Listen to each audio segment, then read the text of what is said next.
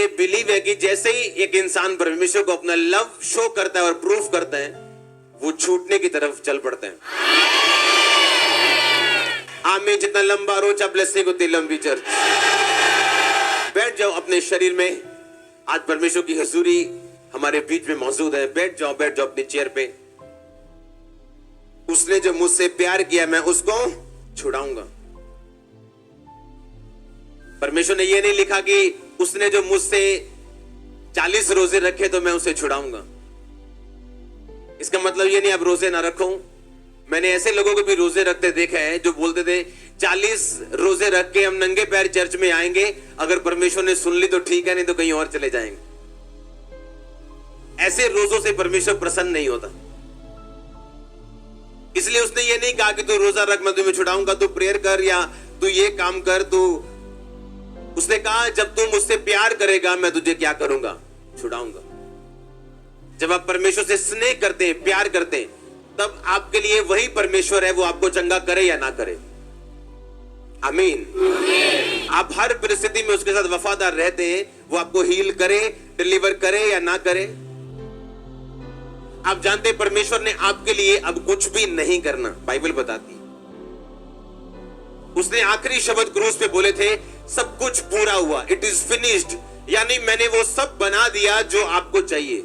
आप जानते जब परमेश्वर ने आदम को बनाया, आदम को बनाने से पहले बाइबल बयान करती है कि उसने सारी सृष्टि को, पेड़ों को, जानवरों को, पानी को, बादलों को, हवा को, एटमॉस्फेयर को, वेदर को, सब कुछ बना के फिर उसने आदम बनाया। जो कुछ आदम को चाहिए था परमेश्वर ने सारा कुछ बना दिया था। और जब आदम को हवा की जरूरत थी तो परमेश्वर ने ऐसा नहीं कहा, ओहो आदम मैं भूल गया तेरी औरत को बनाना, आजा दोबारा से मिट्टी गूंथ के मैं बनाता हूं। लिखा उसने आदम को गहरी नींद में डाल के उसके बीच से पसली को निकाल के उसमें मांस भर दिया और वो जीवता प्राणी बन गई और हवा बन गई, औरत बन गई। एक भी चीज परमेश्वर ने बनाई नहीं। जब आदम बना दिया गया उसके पास एक भी चीज नहीं बनाई। क्यों? क्योंकि परमेश्वर ने सारे इंतजाम आदम के कर दिए थे। आदम की अपनी गलती की वजह से वो परमेश्वर से दूर हुआ। और बाइबल क्या कहती? बाइबल कहती उसने जब कहा कि सब पूरा हुआ, इसका मतलब परमेश्वर ने सब कामों का इंतजाम करके अपने प्राण त्याग दिए। तीसरे दिन फिर वो मुर्दों में से जी उठ के फिर एकदम से उसने स्वर्ग में नहीं चला गया था कि लोग ये ना बोले कि ये झूठ था। फिर 40 दिन लोगों को दिखाई देता रहा, खाना खाता रहा, काम करता रहा, चमत्कार करता रहा, वचन देता रहा। और फिर 41वें दिन पहाड़ पे सब लोगों के देखते देखते बादलों के बीच से वो स्वर्ग पे उठा लिया गया। आमीन। इसका मतलब क्या कि अगर परमेश्वर अब सब कुछ पूरा कर चुके हैं तो मैं वो चीज कैसे परमेश्वर से लूं जो मैं चाहता हूं? मैं अपने भाई की साल्वेशन कैसे लूं? उसको मैं पापों से आजाद कैसे करवाऊं? उसको मैं नशे से आजाद कैसे करवाऊं?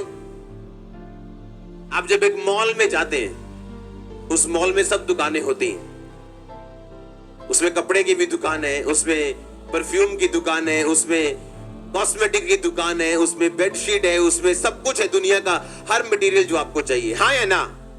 पर उसके लिए आपको कहां जाना पड़ेगा? मॉल के अंदर। आमीन। मॉल के अंदर जाते ही आपको सब कुछ मिलना शुरू होता है, एक दुकान से, दूसरी से, तीसरी से। वो सब जरूरतें आपकी पूरा होना शुरू होती। उसी तरह से परमेश्वर ने एक स्ट्रक्चर बनाया, एक ढांचा बनाया, जिस ढांचे के अंदर उसने सब कुछ रखा हुआ। इसलिए उसने कहा था सब पूरा हुआ, इट इज फिनिश्ड। मतलब मैंने एक ढांचा बना के उसको फिनिश कर दिया, अपने लहू से उसे रंग दिया, अब वो ढांचा बन चुका है। आमीन। अब उस ढांचे के अंदर मुझे क्या चाहिए वो मैं उस ढांचे के अंदर जाके देखूंगा। आमीन। परमेश्वर ने अब कुछ करना नहीं है आपके लिए, आपको दिमाग में रखना है, वो कर चुके हैं। आपको उस ढांचे के अंदर जाना है, उस स्ट्रक्चर के अंदर जाना है। आमीन। एक बात याद रखो, परमेश्वर ने जब कौन इंसान आज ज्यादा आशीषित है और कौन कम आशीषित है? यीशु मसीह ने कहा कोई 30 गुना, कोई 60 गुना, कोई 100 गुना फल लेके आएगा। मर्जी ये परमेश्वर की नहीं है कि एक बंदे ਨੂੰ 30 गुना मिलेगा, एक ਨੂੰ ਇਹਨੂੰ 60 दे दियो, ਇਹਨੂੰ 100 दे दियो। नो, मर्जी जो है वो इंसान की है कि वो कैसे रिस्पॉन्स करता है परमेश्वर के सामने, उस तरीके से परमेश्वर उसको लेता है। हालेलुया। मेरी प्रार्थना है कि जब आप इस वचन को अपने लिए रिसीव करेंगे तो आप सेव नहीं रहेंगे। परमेश्वर आपको ब्लेस करे। सबको जय मसीह की। पहली बात, उस स्ट्रक्चर में जाने से पहले जो लोग गलती करते हैं, जो चर्च गलती करती है या विश्वासी गलती करते हैं, वो ये है कि उनका ध्यान सिर्फ उस चीज की ओर है जिसको वो लेना चाहते हैं। अब्राहम, बाइबल कहती है कि जब उसके बेटा नहीं हुआ और 25 साल 24 साल इंतजार उसने किया, बाइबल कहती है अगर 25 साल बाद भी अगर आज परमेश्वर एक विश्वासी आपको आके बोले कि भाई प्रभु तुझे चंगा करेगा, चल चर्च में, और 10 साल आपको चंगाई ना मिले, तो क्या फिर भी आप चर्च में जाना चाहोगे? दो तरह के सुनो, सब कुछ आपके लिए बनाया गया, परमेश्वर ने सब कुछ आपके लिए किया। अगर वो आपको शारीरिक बरकतें ना देना चाहता तो सिर्फ अपना लहू बहाता और मारा जाता, पर वो गरीब घर में पैदा हुआ ताकि आपकी गरीबी की श्राप दूर हो। वो उसने मार खाई, कोड़े खाए ताकि आपके शरीर के श्राप दूर हो। लेकिन उनको लेने का दिमाग कैसा होना चाहिए? आज जो चर्च गलती करती वो ये है कि उनका ध्यान सिर्फ चंगाई की तरफ। आज पास्टर भी अगर उसके पास अगर वो प्रोफेसी करना चाहते हैं तो वो उसने प्रोफेसी के ऊपर ही अपनी मिनिस्ट्री बना ली पूरी, पर वो लोगों को ये बताना भूल गया कि आपको उसकी आमद के लिए तैयार भी होना है, आपको आत्मिक रीति के साथ बढ़ना भी है कि जब प्रभु यीशु मसीह आपको लेने आए, ये ना हो आपके पास 10 तरह की बरकतें हो पर आत्मा में आप परमेश्वर से दूर हो। आपको ये बात समझने की, अब्राहम ने कहा मैं उस स्वर्गीय यरूशलेम की बाट जोता हूं। इसका मतलब क्या था? इसका मतलब यह था कि जब उसे यह मालूम हो गया कि जो वायदा परमेश्वर ने मेरे साथ किया था अब शायद वो पूरा ना हो, तब उसका ध्यान कहां पे था? स्वर्गीय यरूशलेम, यानी स्वर्ग की ओर, एक स्वर्गीय नगर की वो बाट जोता था। यानी जब उसने ये देख लिया कि ठीक है अब मैं हीलिंग अगर मेरी ना हो तो कोई बात नहीं, लेकिन मैं स्वर्ग जा रहा हूं। ध्यान कहां था? स्वर्ग के ऊपर। कि अगर मेरी हीलिंग ना हो तो क्या मैं परमेश्वर से दूर होके अपनी साल्वेशन भी गवा लूं, अपनी मुक्ति भी गवा लूं, अपना उद्धार गवा लूं क्या? बाइबल कहती है अपने उद्धार पे काम करते जाओ। आज मैं आपको वो चीज बताना चाहता हूं कि क्यों अब्राहम की लाइफ में चमत्कार थे और एक बंदे की लाइफ में आज परमेश्वर छूता नहीं उसको। कारण क्या है? कारण परमेश्वर नहीं, कारण हम खुद हैं। जब अब्राहम का ध्यान स्वर्ग की ओर था तो परमेश्वर का आत्मा उसे छू पाया और वो दे पाया जो उसको इस दुनिया में चाहिए था। आमीन। क्योंकि ध्यान कहां पे था अब्राहम का? स्वर्ग पे। ध्यान कहां था? ध्यान उसका बरकत के ऊपर नहीं था, ध्यान उसका पैसों के ऊपर नहीं था, या ध्यान उसका शारीरिक चंगाई के ऊपर नहीं था। उसका ध्यान ये था कि मैं अपने आप को इतना बचा के रखूं कि अगर ये आशीष मुझे ना भी मिले तो भी शैतान इस आशीष ना मिलने के कारण मुझ पे अटैक ना करने पाए और मैं प्रभु से दूर ना होने पाऊं। हालेलुया। पर आज चर्च को क्या चाहिए? सिर्फ प्रोफेसी। आज क्या चाहिए? सिर्फ हीलिंग। जिस तरह वो भाई ने शिकंजा छोड़ दिया, मेरा भी छूट जाए। जिस तरह उस बहन के 17 साल में बेबी हो गया, मेरा भी हो जाए। बपतिस्मा लिया जी? नहीं जी। प्रार्थना करते हो? नहीं जी। बाइबल पढ़ते हो? नहीं जी।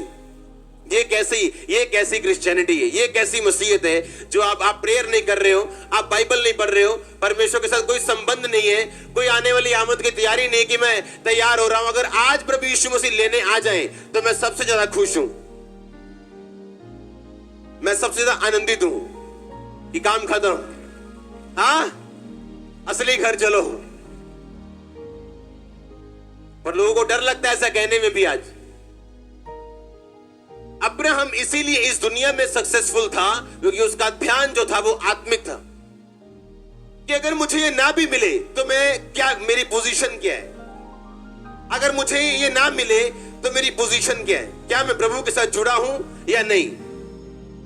या जो अगर मेरी लाइफ की सबसे बड़ी प्रेयर रिक्वेस्ट अगर पूरी ना हो तो तब मेरे आत्मिक पोजीशन क्या है? क्या मैं परमेश्वर के साथ खड़ा रहना चाहूंगा या नहीं? फिर परमेश्वर निर्धारित करता है आपको कितना दूर लेके जाना।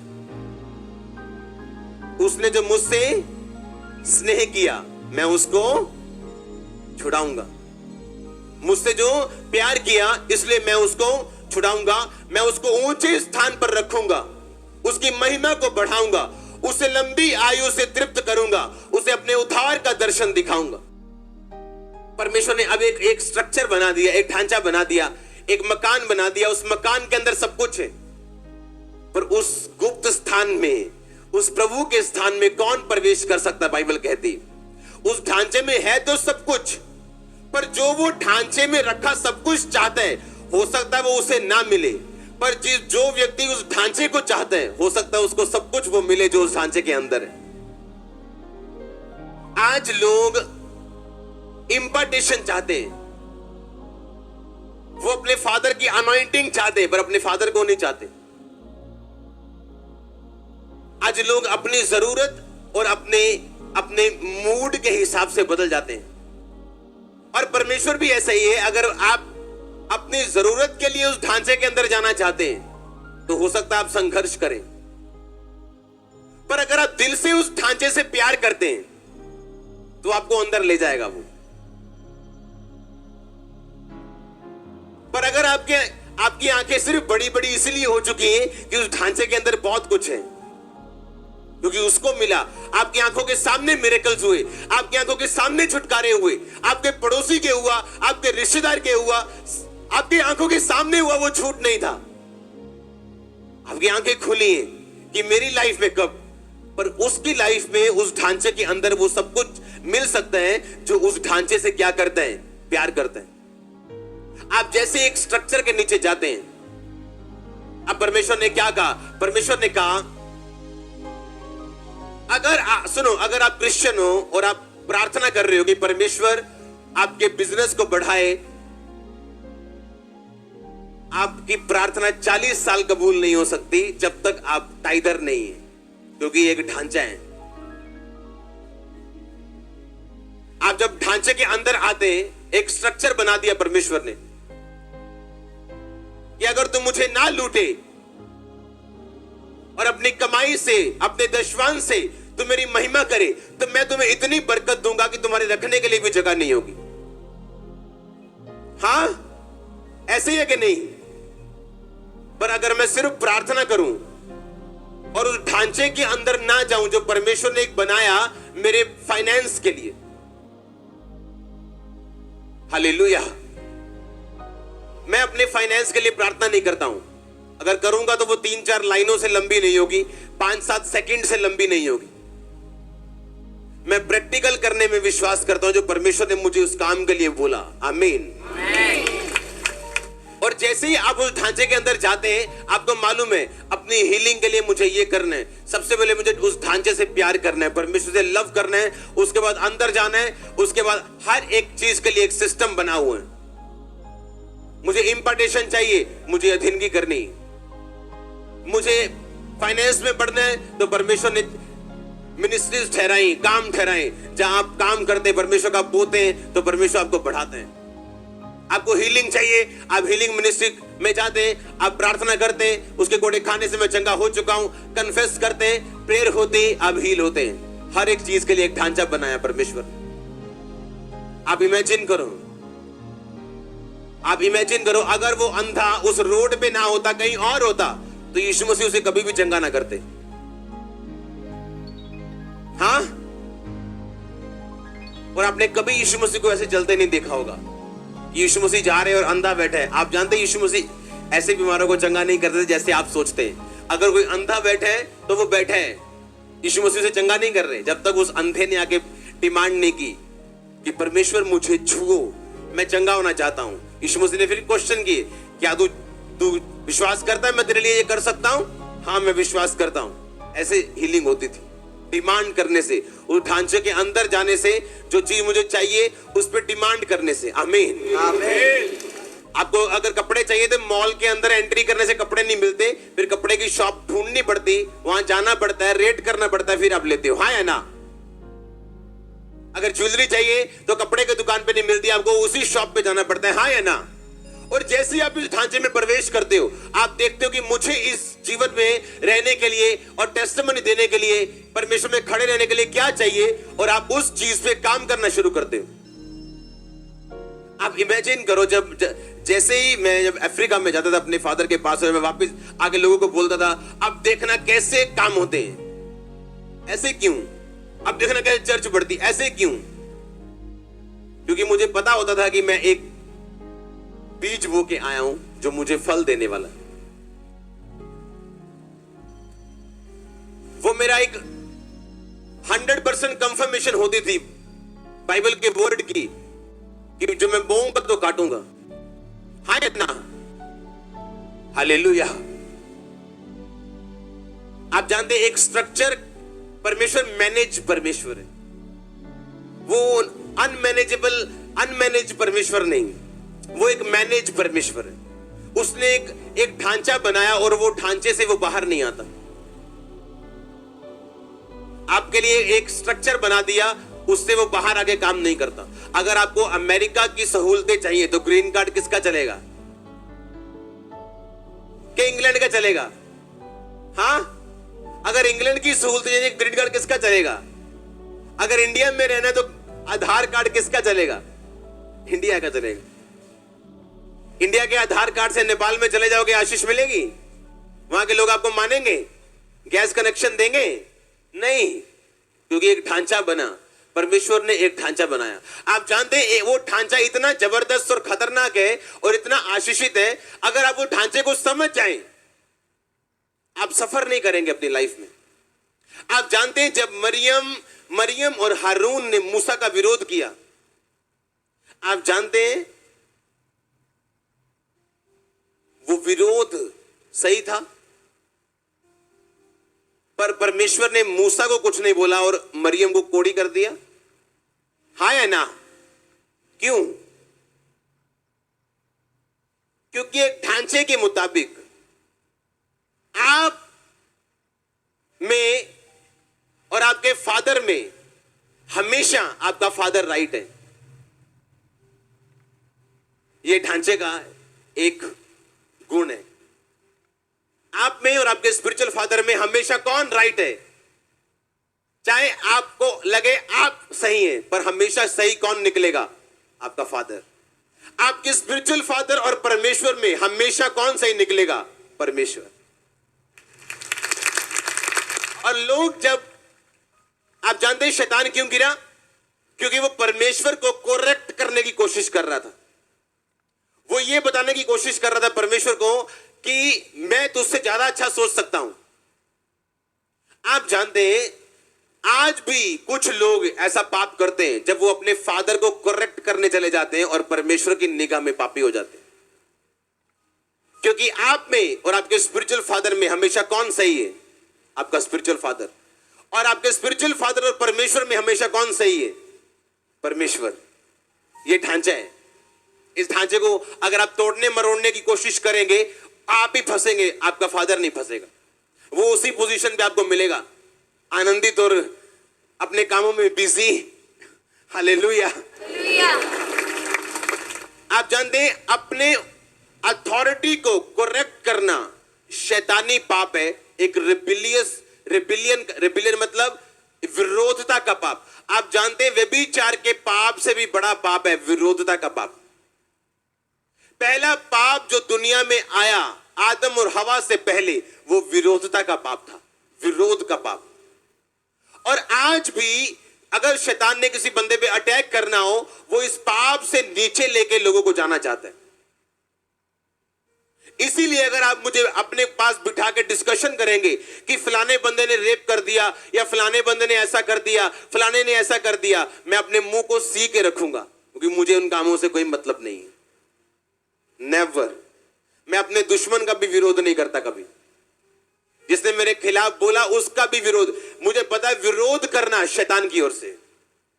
और जब एक आदमी अपनी अथॉरिटी को करेक्ट करना चाहते हैं, वो पूरा 100% प्योर डेविलिश है, 100% डेविलिश है, वो शैतानी है वो। क्योंकि आप में और आपके स्पिरिचुअल फादर में हमेशा कौन राइट है? चाहे आपके पास 100 बहाने हो, लेकिन हमेशा वही राइट है जो आपके ऊपर है। हालेलुया। कितने इन बातों को समझ रहे हैं? क्योंकि क्या है, परमेश्वर ने क्या बनाया, एक स्ट्रक्चर, एक ढांचा बनाया, एक बिल्डिंग बनाई। आपको उसके अंदर जाके अपने आप को खोजना है, जो आपको चाहिए उस हिसाब से आपको चलना है, अपनी साल्वेशन का ध्यान रखते हुए कि मुझे ये चाहिए तो सब कुछ है, लेकिन सबसे अधिक जो मुझे चीज चाहिए वो मेरी मुक्ति है। मुक्ति में बने रहना, साल्वेशन में बने रहना। आशीष आए ना आए वो मेरा परमेश्वर है, चंगा करे ना करे वो मेरा परमेश्वर है, आजाद करे ना करे वो मेरा परमेश्वर है। उसकी सामर्थ के लिए कुछ भी इम्पॉसिबल नहीं है। हालेलुया, जोर से बोलो हालेलुया। आपको उस स्ट्रक्चर के अंदर जाना है और वहां सब कुछ है, लेकिन उसके अंदर जाने से पहले उस ढांचे से प्यार भी करना है, यीशु मसीह से लव भी करना है। और लव का मतलब जब वो दे ना दे, आपका परमेश्वर वही है। आप अपने डैडी को इसलिए डैडी नहीं बोलते, वो आपको 10 रुपए देता है या 100 रुपए देता है। वो आपको 100 रुपए ना भी दे तो भी आपका क्या है, डैडी है। आपके थप्पड़ भी लगाए तो क्या है, आपका। हालेलुया। और जब आप उस स्ट्रक्चर को तोड़ने की कोशिश करते हैं, परमेश्वर आपके खिलाफ खड़ा हो जाता है। उसने कहा मूसा ने गलती की, वो मेरा और मूसा का मामला है, तू कौन है। और लिखा वो कोड़ी हुई। मूसा को मैं संभाल लूंगा, मैंने मूसा को खड़ा किया। क्या तूने खड़ा किया मूसा को? मूसा को मरियम ने खड़ा किया कि परमेश्वर ने खड़ा किया? तो कहता मैं संभाल लूंगा अपने जन को, तू अपना ध्यान रख। मैंने ऐसे लोग देखे हैं जिन्होंने कभी आज तक टाइथ नहीं दिया, पर प्रार्थना करते परमेश्वर मेरा बिजनेस बढ़ाए। आप परमेश्वर को बोल रहे हो कि मैंने अंदर नहीं आना, मैं तुझे घड़ीस के बाहर निकालूंगा, स्ट्रक्चर से बाहर आके मुझे बरकत दे, अंदर नहीं आना मैंने। तो वो क्या कहता मैंने अपने नाम से अधिक बड़ा अपने वचन को समझा। देखो यीशु मसीह का नाम इतना बड़ा है, कैंसर घुटने टेकते उसके आगे, पर लिखा उसके नाम से भी बड़ा उसका वचन है। वो अपने वचन से बाहर कैसे आ जाए आपके लिए, आपके छोटे से बिजनेस के लिए, आपकी छोटी सी हीलिंग के लिए। और जैसे ही आप आज भी स्ट्रक्चर तोड़ने की कोशिश करते हैं, आप भी परेशान होते हैं, परमेश्वर नहीं। आपको उस ढांचे के अंदर रहना है। हर चीज के लिए परमेश्वर ने एक नियम बना दिए, आपको उस नियम को ढूंढना है, बाइबल स्टडी से, चर्च आके, आत्मा से, प्रार्थना से। और जैसे ही आपको उन चीजों की समझ आती, आपकी लाइफ ब्लेस होना शुरू हो जाती। हालेलुया।